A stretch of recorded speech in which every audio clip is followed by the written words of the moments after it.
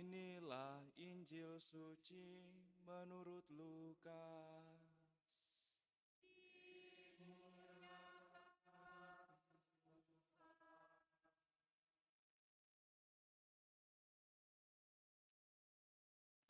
Sekali peristiwa berkatalah Yesus kepada orang banyak, "Dengan apakah akan kuumpamakan orang-orang dari angkatan ini? Mereka sama dengan anak-anak yang duduk di pasar dan berseru-seru, 'Kami meniup seruling bagimu, tetapi kalian tidak menari.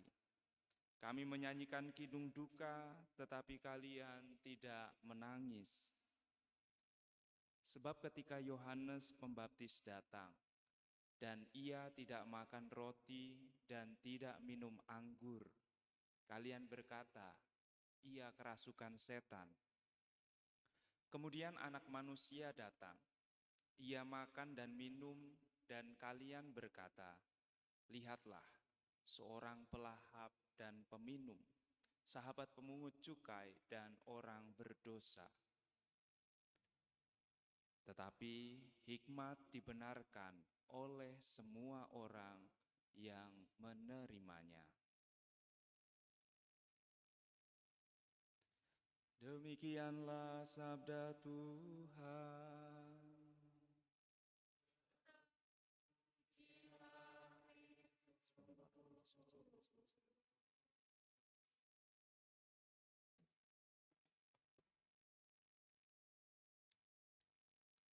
Saudara-saudari dan adik-adikku yang terkasih dalam Tuhan, membaca Injil hari ini saya teringat dengan sebuah buku yang mungkin ketika seminari atau frater pernah saya temukan dan baca.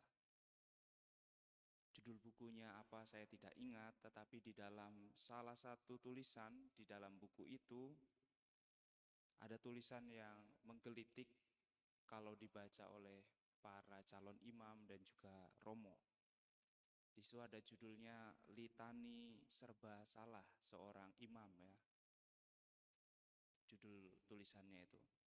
Karena memang biasanya kalau terlalu baik dibilang tidak tegas, pelin-pelan, tapi kalau terlalu tegas dibilang diktator, ya seperti itu. Pokoknya jadi Romo itu diceritakan di situ serba salah, maka ada litaninya, ada banyak. Terlalu dekat dengan orang muda, dipikir tidak mau gaul dengan orang tua. Dekat dengan orang tua, dipikir kolot sekali romonya ini, tidak mau gaul. Di situ ada yang namanya litani serba salah. Dan itu persis apa yang dialami Yesus dalam Injil ketika dia menyandingkan dirinya dengan Yohanes. Yohanes datang dengan cara hidup yang sungguh-sungguh keras. Makanannya hanya madu dan belalang hutan, tidak minum anggur. Lalu orang-orang mengatakan dia kerasukan setan, atau dalam bahasa kasarnya orang gila. Bagaimana mungkin sebagai orang Yahudi dia tidak minum anggur? Karena anggur bagi orang-orang Yahudi adalah lambang pesta, lambang kemurahan Allah. Maka ketika perkawinan di Kana, anggurnya hampir habis dan orang belum selesai berpesta, itu menjadi celaka besar. Sama kalau kita pesta, tamunya masih banyak, rendangnya sudah mau habis, itu celaka. Nanti diomongin sampai seterusnya. Lalu ketika Yesus datang makan dan minum,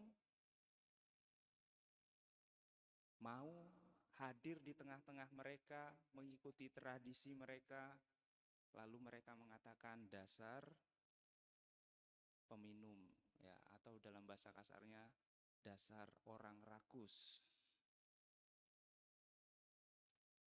Saudara-saudari dan adik-adikku yang terkasih, dari situ kemudian saya merefleksikan yang biasa juga kita dengar serta kita amini, Memang kita tidak bisa menyenangkan semua orang. Kita tidak bisa menyenangkan semua orang. Tetapi kita bisa menyenangkan semua orang yang mau menerima kebenaran. Ketika kita melakukan kebenaran, percayalah, orang-orang yang berpegang pada kebenaran pasti akan senang dengan apa yang kita lakukan. Kita tidak bisa menyenangkan semua orang, tetapi semua orang yang memegang kebenaran yang satu dan sama akan bahagia dan senang ketika sebuah kebenaran terjadi. Dalam Injil hari ini, Tuhan Yesus mengajak kita untuk terus lakukanlah kebenaran tanpa peduli orang berkata apa, mau menerima atau tidak, itu bukan urusan kita. Urusan kita adalah melakukan kebenaran. Dan hikmat dari kebenaran yang kita lakukan akan menemukan orang yang menerimanya ketika mereka berpegang pada kebenaran. Dan hikmat kebenaran kita terpribadi melalui diri Yesus. Maka Yesus menjadi pegangan kebenaran kita. Apa yang kita lakukan dalam nama Yesus akan menyenangkan orang-orang yang mencintai kebenaran. Dan dalam bacaan yang pertama, apakah yang kita lakukan itu benar atau tidak, batu ujinya adalah Roh Allah sendiri.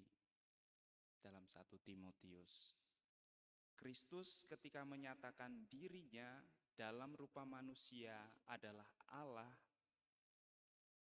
inkarnasinya dibenarkan oleh Roh Allah sendiri ketika dalam pembaptisan langit terbuka dan dari langit terdengar suara, "Ini anak yang kukasihi, padanya aku berkenan, dengarkanlah dia." Maka pertanyaan untuk kita, apakah yang aku lakukan bersumber dari Roh yang menggerakkan saya? Apakah yang saya lakukan bersumber dari Roh Allah yang menggerakkan saya? Dan Roh itu nyata dalam sabda, bulan ini bulan kitab suci, maka batu ujinya adalah kitab suci kita. Roh itu bekerja dalam orang-orang yang dipilihnya, tradisi gereja kita, dan Roh itu bekerja dalam pengajaran-pengajaran benar sepanjang perjalanan hidup gereja. Semoga kita senantiasa melakukan kebenaran, maka orang-orang yang menerima kebenaran akan menyatakan kebenaran itu benar. Semoga Tuhan memberkati kita.